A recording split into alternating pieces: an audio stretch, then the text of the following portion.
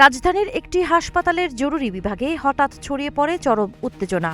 চিকিৎসা বন্ধ, রোগীদের ছোটাছুটি আর চারদিকে নিরাপত্তা বাহিনীর কড়া উপস্থিতি। কি ঘটেছিল সেই রাতে? মঙ্গলবার প্রেস ক্লাবের সামনে নতুন ধারা বাংলাদেশ ও রাষ্ট্র সংলাপ ফোরামের নেতাকর্মীদের মধ্যে সংঘর্ষের জেরে ঢামেক হাসপাতাল পর্যন্ত গড়ায়। আহতদের চিকিৎসার সময় জরুরি বিভাগে আবারও সংঘর্ষ হলে চিকিৎসা সেবা ব্যাহত হয় এবং পরিস্থিতি নিয়ন্ত্রণে অতিরিক্ত পুলিশ ও আনসার মোতায়েন করা হয়।